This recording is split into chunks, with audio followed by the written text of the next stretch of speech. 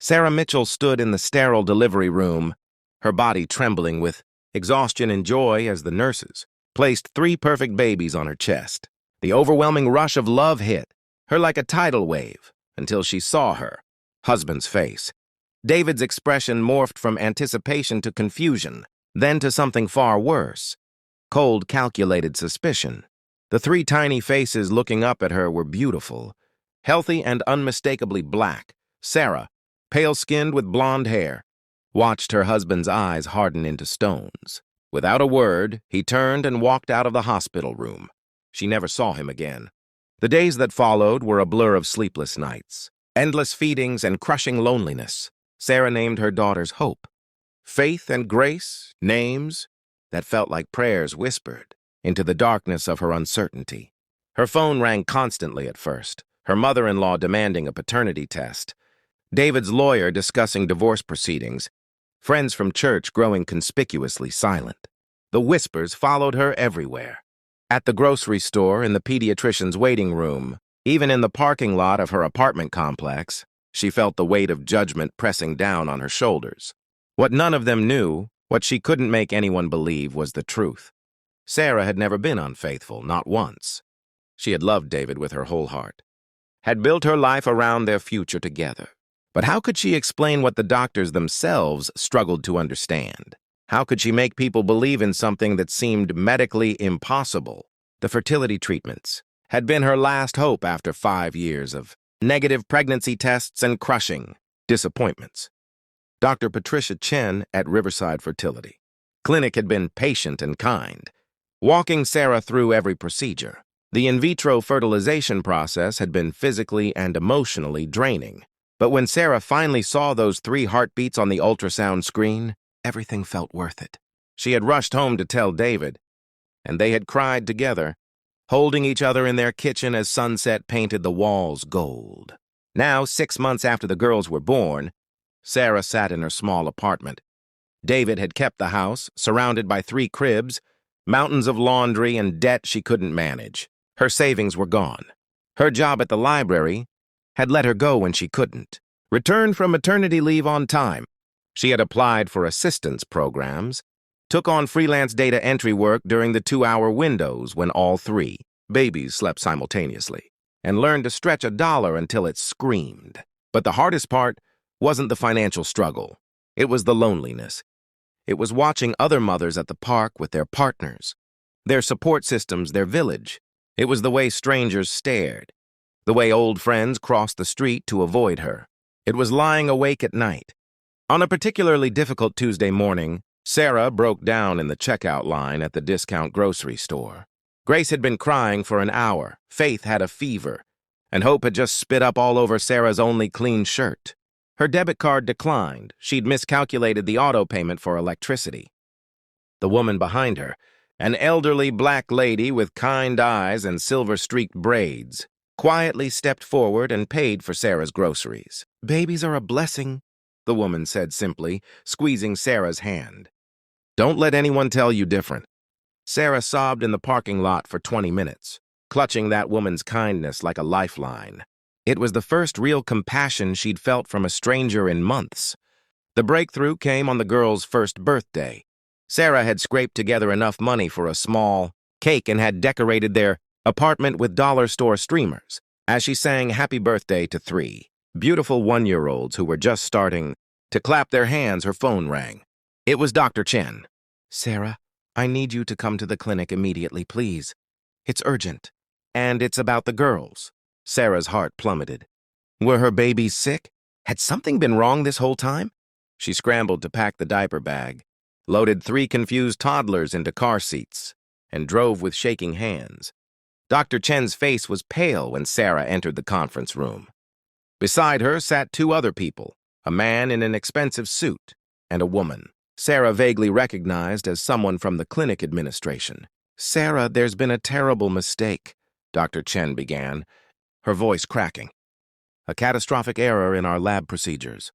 The room tilted. Sarah gripped the armrest of her chair as Dr. Chen explained. During the IVF procedure, there had been a mix-up in the laboratory. The embryos implanted in Sarah were not created from David's genetic material. They had accidentally used the wrong sperm sample, a sample that belonged to Marcus Thompson, a black man who had been undergoing fertility treatments with his wife on the same day as Sarah's procedure. "We've conducted extensive DNA testing," the lawyer said, sliding documents across the table. "There's no doubt. Marcus Thompson is the biological father of your daughters, and his wife, Janelle, was implanted with embryos created from your husband's genetic material." Sarah couldn't breathe. Somewhere there was another woman carrying David's biological children, and Marcus Thompson, this stranger, was genetically connected to Hope, Faith, and Grace. "The Thompsons would like to meet you," Dr. Chen said softly. "If you're willing," Sarah agreed, though her mind reeled with questions and fears. What if they tried to take her babies? What if they sued for custody? These were her daughters. She'd carried them, birthed them, raised them through every sleepless night and frightening fever. Marcus and Janelle Thompson arrived at the clinic 2 days later. Marcus was tall and gentle-voiced, a high school history teacher with patient eyes. Janelle was petite and artistic, a graphic designer whose hands moved expressively when she talked. They had a son, a 2-year-old with David's blue eyes and Sarah's dimples. The meeting was awkward at first, heavy with the weight of impossible circumstances. But then Grace, always the boldest of the triplets, crawled straight to Marcus and pulled herself up using his pant leg. She grinned at him, showing off her 4 teeth, and Marcus's eyes filled with tears. "They're beautiful," he whispered. "All of them," over coffee that stretched into hours. The 4 adults tried to make sense of the situation. The clinic would face lawsuits, certainly. The medical board would investigate. But in that moment, none of them cared about the institutional failures. They cared about 4 innocent children caught in an unthinkable mistake. "I never cheated on David," Sarah said, the words finally spoken to someone who understood. "I never did anything wrong." "We know," Janelle said, reaching across to squeeze Sarah's hand. "And neither did we." What happened next surprised everyone, including Sarah herself. Marcus and Janelle didn't demand custody or visitation rights. Instead, they offered something Sarah desperately needed: family. They invited her and the girls to dinner. They babysat when Sarah had job interviews.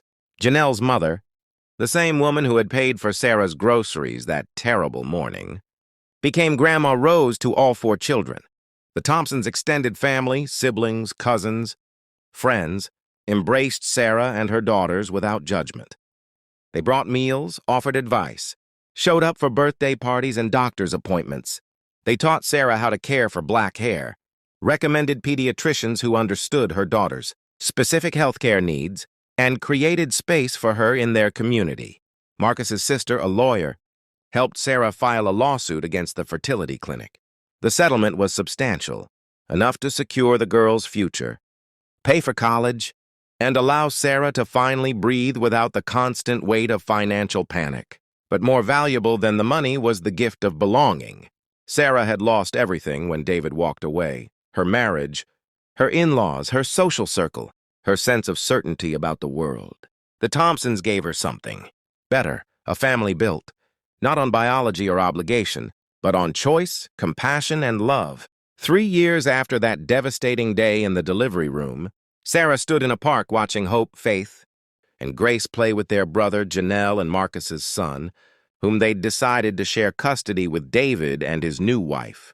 The arrangement was complicated, modern, and utterly unconventional. But it worked. David had eventually apologized, years too late and with obvious discomfort. He'd been wrong to abandon Sarah.